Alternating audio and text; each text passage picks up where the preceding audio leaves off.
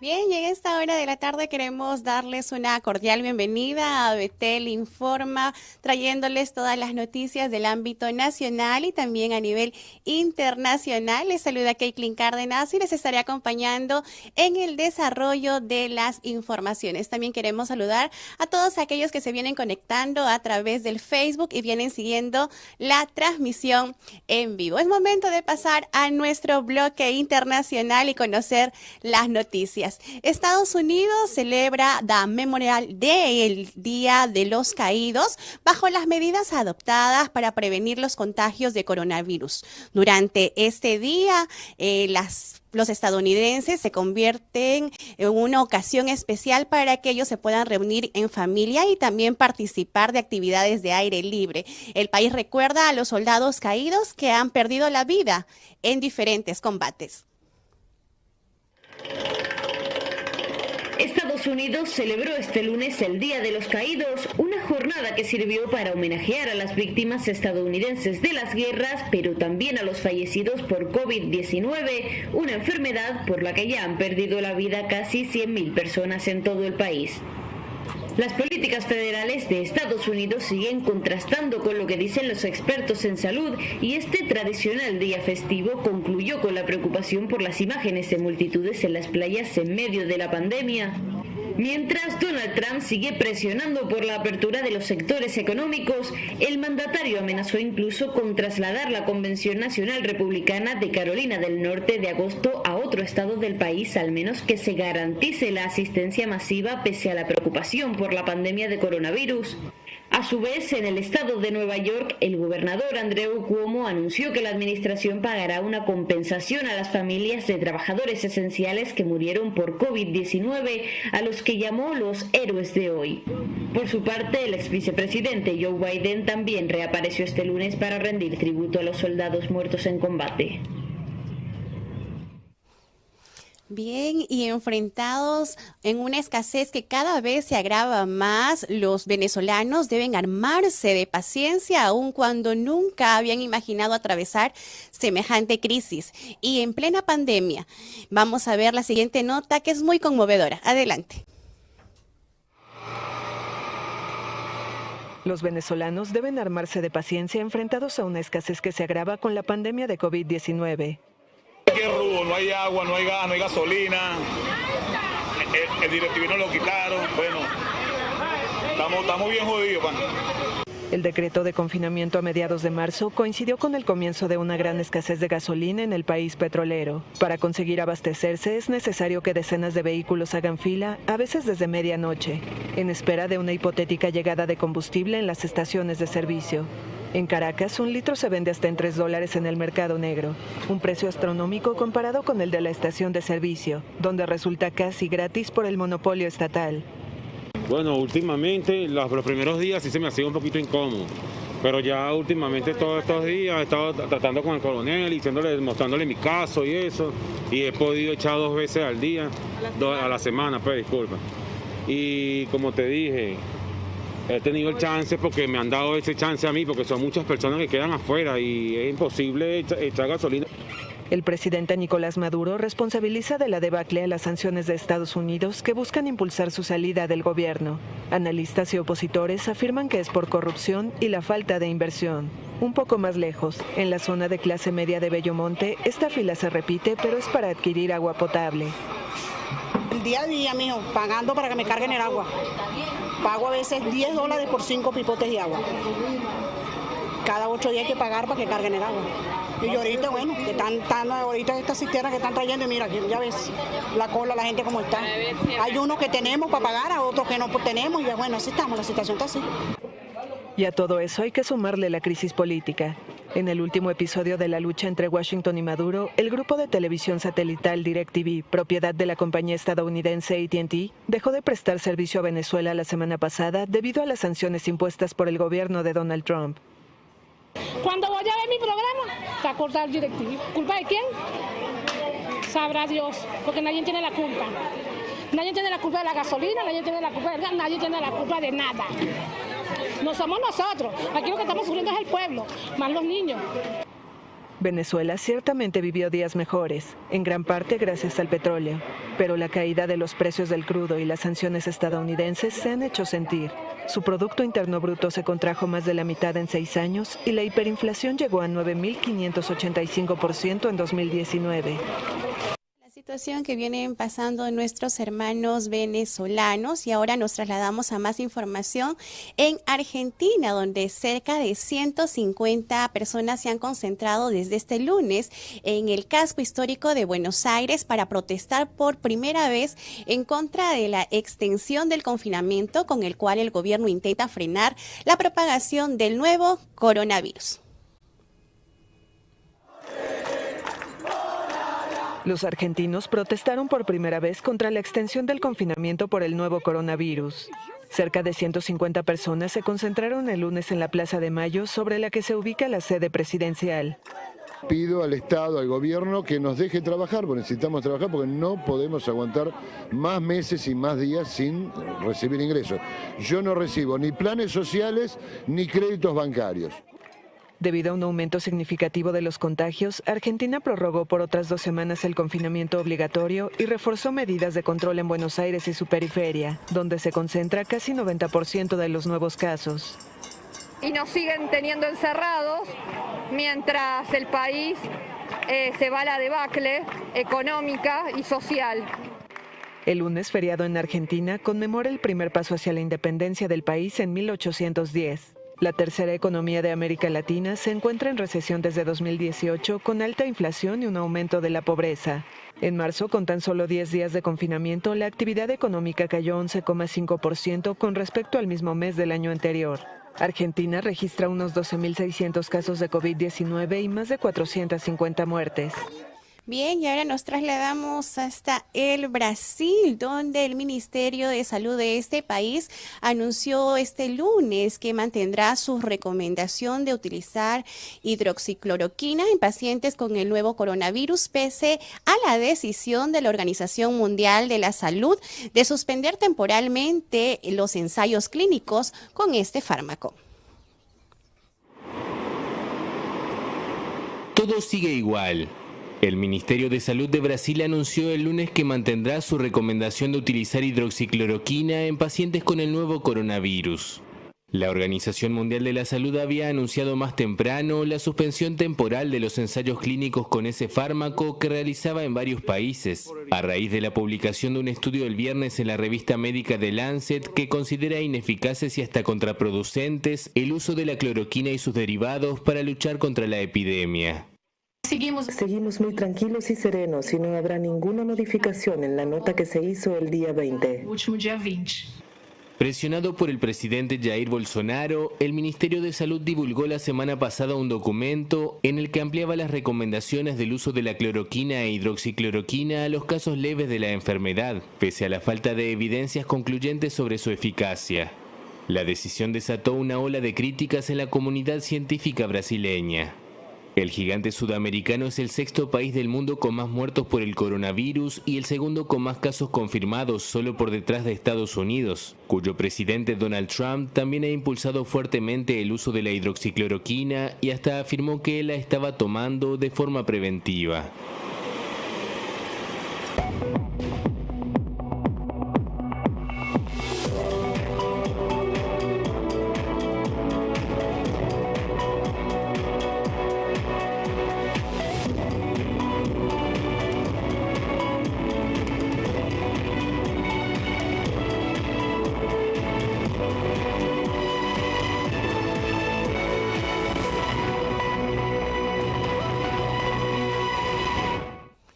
Luego de conocer el pronóstico del tiempo, nos vamos a trasladar rápidamente ya hasta Italia. Ahí se encuentra nuestro reportero Stefano Beltrami para brindarnos más información de lo que viene aconteciendo en este país. Adelante, Stefano, con la información. Gracias por el pase. Les saluda el hermano Stefano Beltrami para traerles las últimas noticias acerca del COVID-19 en Italia. Al 26 de mayo se registran 78 muertos por coronavirus frente a los 92 del día anterior, lo que sitúa el total en 32.955. Por otro lado, el número de nuevos casos subió a 397, 97 más que en la jornada anterior, por un total de 230.555. La cifra de casos activos descendió de 2.358, por ende quedan enfermas 52.942 personas. Y para finalizar, hubo 2.677 nuevas altas, 144.658 en total desde el inicio de la pandemia. Por otra parte, estudios revelan que la emergencia de salud del COVID-19 dejará secuelas para siempre. Después de la infección por coronavirus, de hecho, los pulmones están en riesgo durante al menos 6 meses y el 30% de los recuperados tendrán problemas respiratorios crónicos. La noticia proviene de la reunión de la Sociedad Italiana de Neumología, según la cual los llamados resultados fibróticos, es decir, la cicatriz dejada en el pulmón por el virus, pueden causar un daño respiratorio irreversible. En resumen, esto podría generar una nueva patología del mañana y una nueva emergencia de salud, según explicó el neumólogo Luca Richeldi, miembro del CTS. Por esta razón será necesario equipar y reforzar las neumologías en toda Italia. Para finalizar, las iglesias del Movimiento Misionero Mundial en Italia poco a poco están abriendo los templos después de cumplir con todas las normas establecidas por el gobierno. Esta ha sido la información. Adelante, estudios. Gracias, Estefano, por las informaciones desde Italia. Y ahora es momento de conocer qué vamos a estar tocando hoy en la entrevista. Hoy Manuel Abarte, en el segmento 5, estará conversando con el reverendo Andrés Espejo y él nos estará dando un panorama de las iglesias evangélicas en nuestro país, el Perú. Adelante, Manuel, con la entrevista.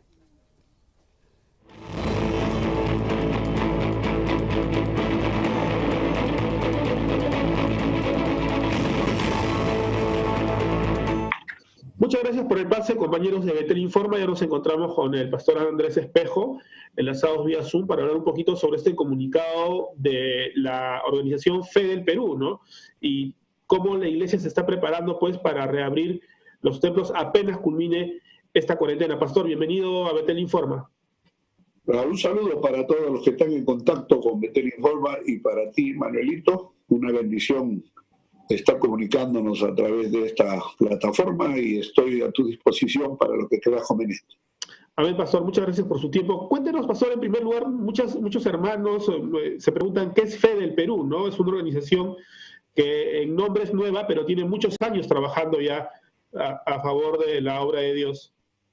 En realidad hay organismos que representan a una, podríamos decir, al porcentaje menor de las iglesias evangélicas, como es CONET y como es UNICEF, pero que ya saben ustedes a través de los medios de comunicación que ellos tienen una posición muy diferente a la que tiene la iglesia evangélica. Nosotros estamos claros que Jesucristo es el Señor y que nos unimos bajo ese fondo y bajo ese propósito de Jesús. Y en ese sentido no podemos tener comunión la luz con las tinieblas y estamos bien claros. Podemos tener algunas diferencias de carácter del perfil de la doctrina, pero estamos bien claros que nosotros adoramos a un Dios en espíritu y en verdad, y que la posición de Cristo es una sola en la tierra, como el Señor lo dijo, nosotros somos luz y sal de la tierra. Entonces ustedes han visto que tanto CONET, UNICEF, respetamos las decisiones y actuaciones, pero no van, ¿no? Por lo que nosotros creemos honestamente que son los principios básicos de la Biblia, ¿no? Por ejemplo, la posición contra la ideología de género, contra el matrimonio también igualitario y contra todas estas acciones que a nivel global se han venido desarrollando, no han tenido una posición muy clara.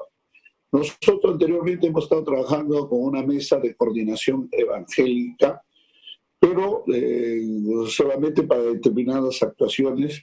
Pero el 13 de mayo se reunieron los presidentes de las principales obras de la Alianza Cristiana, del Movimiento Misionero Mundial, Asambleas de Dios, de la Iglesia evangélica pentecostal, de la Iglesia de Dios,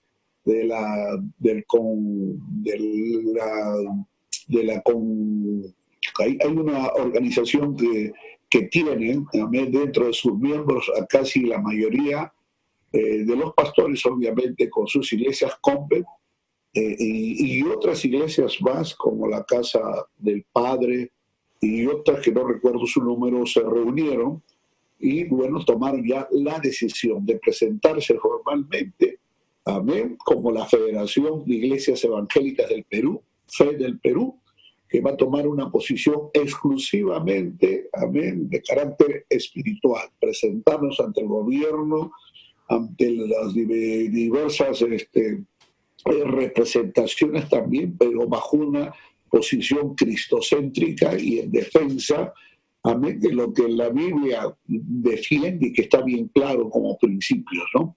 Para eso se ha formado la federación y de verdad que ha sido una victoria muy grande, porque, bueno, no creo estar exagerando, están el 90% de las iglesias evangélicas de todo el Perú, así que estamos contentos por eso, de verdad que ha sido una victoria muy grande el 13 de mayo, se ha formado un comité directivo provisional que está a cargo de hacer todas estas actuaciones preliminares que tengan que ver también con el reglamento, estatutos, y bueno, creemos que hemos dado un gran avance en el nombre de Jesús y por eso le damos gracias al Señor por esta pandemia también.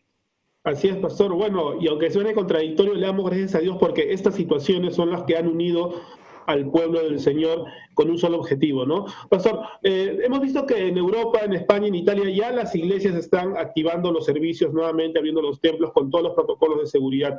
Eso también se ha proyectado en el Perú para el fin de la cuarentena, ¿cierto? Cuéntenos de qué manera se lleva esta desescalada. Sí, estábamos ya preparados, habíamos trabajado, cada iglesia ha hecho su proyecto de protocolo de bioseguridad y con todo lo que el Estado, a través de su organismo, el Ministerio de Salud, exige.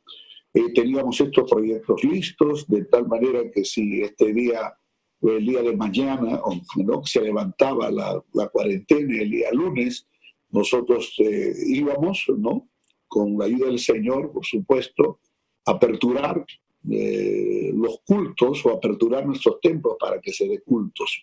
Pero usted sabe, somos muy celosos del respeto a nuestras autoridades, no de autoridad, sino de parte de Dios. Y también hemos tomado como ejemplo, amén, estos proyectos de diferentes países donde cada uno, de acuerdo a su legislación y leyes, han venido ya aperturando. Estamos preparados para eso, claro. Esto equivale a que va a ser un proceso en el que vamos a preparar a todos nuestros hermanos y también a capacitarlos y también supervisar qué iglesias están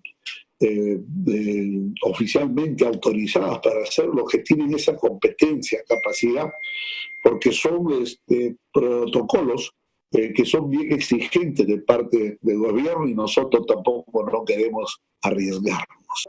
Bien, pastor, realmente son buenas noticias que nos llegan en esos tiempos complicados para algunos peruanos y para el mundo entero en realidad, pero queríamos terminar también recordándole al público que el 31 de mayo es el Día Nacional de Ayuno y Oración por el Perú, y va a ser un servicio online el día 31 de mayo, y ustedes pueden ingresar a la página Jesucristo es la única esperanza para que puedan unirse a ese servicio online. Pastor, ¿alguna reflexión final para nuestros hermanos que nos escuchan y tal vez para aquellos que aún no conocen a Cristo y están en medio de una incertidumbre, ¿no? Porque estos tiempos difíciles donde mucha gente pierde el trabajo, donde muchas personas están con ansiedad, porque estas cuarentenas, según las estadísticas, han generado mucha ansiedad y depresión en aquellos que aún no tienen su fe puesta en el Señor. ¿Qué les podríamos decir? Bueno, en principio reiterar la invitación que usted ha hecho para esta gran cadena de ayuno, de oración que se va a realizar, porque lo realiza bajo este lema Jesucristo es la única esperanza, invitarlo a todos ustedes a unirnos en un solo Dios, un solo Señor que es Jesucristo, y a doblar nuestras rodillas, porque nosotros sabemos que la victoria más grande que el Señor le da a su pueblo es a través de las rodillas. Y obviamente motivarlos, instarlos, que después de la tempestad viene la calma. Amén. Siempre el Señor en medio de esas tempestades se ha presentado. De verdad que han sido momentos difíciles. Hay momentos también en que, bueno, humanamente pasamos por una incertidumbre. ¿Cuántas personas han quedado sin trabajo? ¿Cuántas personas en estos momentos no tienen para sustentarse? ¿Y cuántas personas dirán cómo será el día de mañana? Pero nosotros tenemos un Dios que ha prometido no abandonarnos, no desampararnos. Creo que Dios ha tratado también con la iglesia y nuestras vidas para multiplicar la oración, el ayuno, pero también el trabajo a la conquista de las vidas y de las almas y de todos aquellos que se están perdiendo. A veces, amén, nos descuidamos un poquito, asumimos esa responsabilidad y pienso que Dios nos va a dar un tiempecito más porque viene pronto, para que vayamos a la conquista de estas vidas y almas que todavía necesitan estar escritas en el libro de la vida, y esa va a ser nuestra tarea, hermanos. Los motivo a unirnos. Prepárese, ahora estamos en victoria. Amén, y no seremos avergonzados porque Jehová está con nosotros y el Espíritu Santo sobre su iglesia. Muchas gracias, hermano Manuelito, y un saludo para todos los que están con Betel Informa. Que Dios le bendiga y hasta una próxima oportunidad. Dios le bendiga mucho, Pastor Andrés Espejo, por su tiempo. El Pastor Andrés Espejo es oficial nacional del Movimiento Misionero Mundial en el Perú, y también pues, el Movimiento Misionero Mundial del Perú forma parte de Fe del Perú, la organización que se ha conformado este año representando a las iglesias evangélicas más grandes de nuestro país y con mayor prestigio y tradición en el Perú. Así que le agradecemos mucho por su tiempo, Pastor, y los invitamos a que continúen con el noticiero. Adelante, Katie. Gracias, Manuel, por la entrevista, y qué bueno es poder saber que las iglesias están cumpliendo una labor muy importante para poder también seguir sobrellevando lo que es este coronavirus.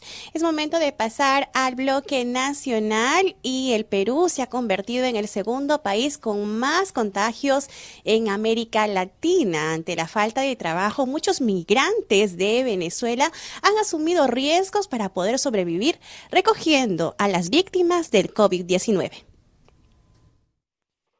La crisis económica generada por la pandemia del nuevo coronavirus en Perú ha provocado que miles de peruanos de los barrios periféricos de Lima realicen ollas comunitarias para asegurar su alimentación. Eso sucede, por ejemplo, en el distrito Villa María del Triunfo, donde mujeres y hombres que perdieron sus empleos preparan los alimentos usando leña en varias ollas de 50 litros de capacidad. Centenares de lugares en Lima están organizándose para que familias hambrientas coman. María Estrella y sus vecinas de barriada se organizaron hace un mes y cocinan lo que pueden con leña.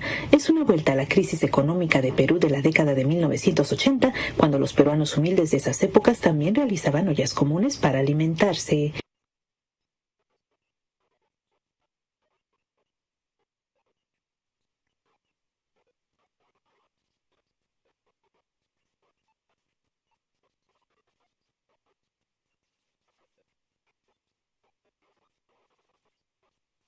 La cuarentena, que comenzó a mediados de marzo, detuvo todas las actividades a excepción de los bancos, mercados de alimentos y farmacias. Según cifras oficiales de mayo, 1,2 millones se quedaron sin trabajo en la capital peruana, una cifra nunca antes registrada en los datos históricos del Instituto Nacional de Estadística e Informática. Hasta el lunes, Perú tenía unos 120.000 infectados con el nuevo coronavirus y 3.456 fallecidos. El país es el segundo con más infectados en Latinoamérica, después de Brasil. Rosalba Ruiz, Associated Press. Bien, continuamos con más información. Hemos estado viendo que la crisis económica ha generado una pandemia de nuevo coronavirus en el Perú, y esto ha provocado que miles de peruanos de los barrios periféricos de Lima realicen ollas comunitarias. Era la nota que estábamos viendo. Ahora vamos a compartir lo que vienen haciendo los venezolanos en nuestro país para poder enfrentar el coronavirus. Uno de los cientos de muertos de las últimas semanas en Lima. Este hombre murió en su casa en un barrio pobre de la capital peruana, probablemente de COVID-19. La tarea de trasladar el cadáver la asumen personas como estos migrantes venezolanos, pese a los riesgos que conlleva el trabajo. Siempre siento temor de contagiar a mi familia cuando llegue a mi casa, a mis hijos. Pero más que nada, bueno, hay que afrontarlo, seguir trabajando para poder llevar el sustento a mi casa. Joan Faneite trabaja con una veintena de venezolanos más para la funeraria Piedrángel, protegidos con máscaras y trajes especiales. Al día, dice Faneite, recogen unos 10 cadáveres. Un trabajo peligroso, pero una de las pocas opciones para los migrantes de seguir ganando dinero. Unos 865.000 venezolanos vivían hasta el mes pasado en Perú, a donde llegaron huyendo de la crisis en su propio país. Muchos intentan volver ahora a Venezuela por el impacto de la pandemia. Pese a ser el primer país en declarar duras medidas de cuarentena en Sudamérica, Perú es actualmente el segundo país en número de contagios, solo por detrás de Brasil. Debido a la alta tasa de informalidad laboral, se estima que muchas personas siguieron saliendo en las últimas semanas a las calles por la necesidad de buscarse la vida. Lugares como los mercados se convirtieron además en focos infecciosos. El miércoles, Perú superó los 100.000 contagios confirmados por coronavirus. El país registra además unas 3.000 muertes. Estimaciones en base a las cifras de funerarias como en la que trabaja Joan Faneite, sin embargo, consideran que el número real de fallecidos podría ser mucho mayor.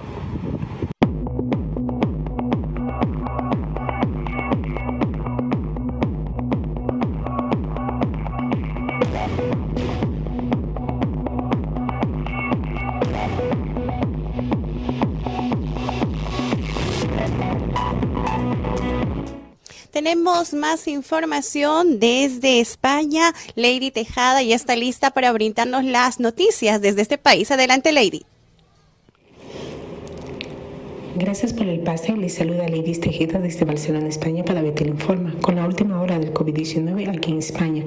Es el primer día de luto oficial por las víctimas del COVID-19, el luto más largo en democracia, que durará 10 días. El gobierno, con Pedro Sánchez a la cabeza, vive un duro pleno en el Congreso, en medio de las fuertes polémicas por el cese del jefe de la Guardia Civil en Madrid y la inesperada renuncia del número 2 de las Fuerzas Armadas. Hoy el gobierno pedirá en el Congreso una última prórroga del estado de alarma, si se ve que tiene mayoría absoluta para sacarla adelante. En caso contrario, prepara un real decreto ley con las medidas mínimas posibles, por si no lo consigue, así poder regular el final de la desescalada. También el gobierno pretende alargar las prestaciones de desempleo asociadas a los ERTE, se mantendrán hasta el 30 de junio, salvo la de los fijos de continuo que se dan hasta el 31 de octubre. El gobierno también se reserva la posibilidad de prorrogar estas prestaciones si así lo ve necesario. Por otra parte, los muertos en España por la pandemia suman un total de 27.117, de acuerdo a los datos proporcionados por el Ministerio de Sanidad. Los nuevos contagios confirmados con prueba de PCR han sido de 194, 66 casos más que el día de ayer, alcanzando un total de 236.258. El Departamento de Salud de Cataluña ha informado de que en las últimas horas se han notificado 277 muertos en Cataluña por COVID-19 o casos sospechosos, lo que eleva la cifra total a 12.154 fallecidos. En el cómputo se registran únicamente los fallecidos en hospitales o centros sociosanitarios. Asimismo, se han confirmado 99 positivos de COVID-19 en la comunidad, que ya son un total de 65.402 desde el inicio de la pandemia. El 21% de los pacientes ingresados con coronavirus murieron, según un estudio realizado por médicos internistas. 1 de cada 3 pacientes hospitalizados por coronavirus en España desarrolló dificultad respiratoria y 1 de cada 5 falleció, según los últimos resultados preliminares del primer gran registro clínico nacional multicéntrico sobre la enfermedad que lleva a cabo la Sociedad Española de Médicos Internistas, SEMI. Se trata de un estudio que contiene datos de 12.213 pacientes hospitalizados con SARS-CoV-2 confirmados y dados de alta. En este estudio también se encuentran los fallecidos, en los que participan actualmente 604 investigadores de 146 centros hospitalarios de todas las comunidades. Sanidad también ha autorizado eliminar las limitaciones para los desplazamientos de los niños y de prácticas de actividades deportivas no profesionales en los territorios que ya se encuentran en la fase 2 de la desescalada. Esto ha sido todo por mi parte. Devuelvo la señal al estudio. Muchas gracias, Lady, desde España. Bien, ahora vamos a pasar a nuestro bloque cristiano, donde niños de diferentes naciones han unido sus voces para cantar la popular canción de adoración, The Blessing, la bendición, durante el confinamiento por el coronavirus. Vamos a escucharlos.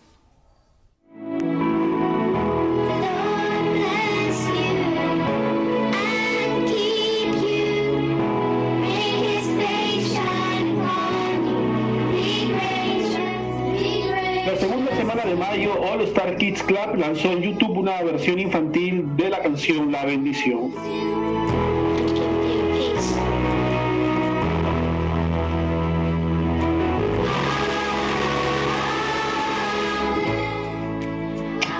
La canción fue grabada en 5 días en este mismo mes de mayo durante el cierre por emergencia a nivel mundial. El video presenta a niños del Reino Unido, Estados Unidos, Nueva Zelanda, Australia, Sudáfrica y muchas otras naciones. La canción La Bendición está inspirada en la Biblia y se ha convertido en un gran impacto en las redes sociales este 2020. Muchos creyentes están usando las hermosas palabras de esta oración para dedicárselas a amigos, familiares y ciudades, destacando que ha sido catalogada por muchos como excelente para la situación mundial actual. De una forma más específica, The Blessing está inspirada en lo descrito en las Sagradas Escrituras, números 6, 24 al 26. Dios te guarde y te bendiga, te extienda su amor y te muestre favor. Dios te mire con agrado y te dé paz, dice la primera estrofa de esta canción en su versión en español.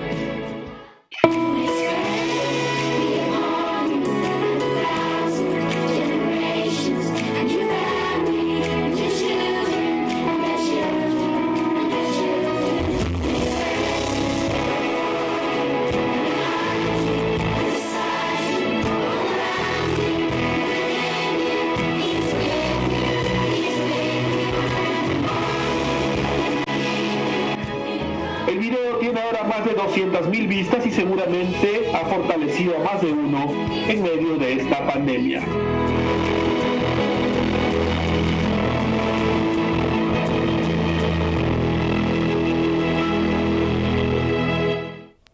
Bien. Luego de esta nota tan especial, también comentarles que la Federación de Estudiantes Cristianos del Perú está llevando a cabo un importante conversatorio donde están abordando temas de salud, temas políticos y también de relaciones en la tecnología a lo largo de toda esta semana. La Federación de Estudiantes Cristianos del Perú ha lanzado esta semana el tercer ciclo de conferencias Conversando en una Era Digital a través de las redes sociales. Tienen que ver con temas de diferentes ámbitos, pero que se relacionan mucho al contexto actual, ¿no? El que estamos viviendo, que es de la pandemia, el COVID. Por ejemplo, tenemos desde el ámbito de la salud mental, desde lo que significa también la parte espiritual, ¿no? Teológica, que nos explica también qué es lo que estamos viviendo, ¿no? En esta situación, para que algunos jóvenes y el público en general sepa, pues, qué dice también la Biblia, ¿no? Acerca de esta situación. El lunes 25 se abordó el tema salud mental en tiempos del COVID-19 a cargo del psiquiatra Fernando Luna León. El martes 26 se abordó el tema pandemia, crisis global y últimos tiempos a cargo del teólogo cristiano Víctor Arrieta. El día miércoles, jueves y viernes tendrán lugar importantes ponencias. Bueno, invitamos a todos los espectadores a que puedan conectarse al Facebook de la FEC Nacional, de la Federación de Estudiantes Cristianos del Perú. Por ahí estaremos transmitiendo en vivo conferencias para todos ustedes. El día miércoles tenemos el miércoles 27 a las 5 de la tarde. Estaremos saliendo en vivo con el tema vacunas, reducción de la población y nuevo orden mundial por el ponente Fabricio Escajadillo. Él es periodista y nos va a tratar de ese tema actual muy importante. El jueves 28 a las 5 de la tarde también tenemos el tema Transmitiendo Fe a través de las redes sociales. El cierre de este ciclo de conferencias es el día viernes 29 a las 5 de la tarde también, transmitiendo en vivo a través del Facebook con el tema Transhumanismo por el apologista y conferencista internacional, director también del Ministerio Latino de Respuestas en Génesis, Joe Owen. Él va a traer ese tema muy interesante para todos. Así que ya lo sabe, si desea disfrutar de este y otros eventos organizados por la Federación de Estudiantes Cristianos del Perú, no duden en visitar sus redes sociales. Búsquenos como FEC en Facebook. Así vamos llegando ya a la parte final de Betel Informa. Agradecerles por su fiel sintonía. Recordarles que nos pueden también seguir a través de Betel Informa y Betel Televisión. Por Betel Informa estarán al tanto de las noticias en el ámbito nacional e internacional. Estaremos compartiendo las notas que hemos estado desarrollando hoy. Nos despedimos hasta el viernes, Dios mediante.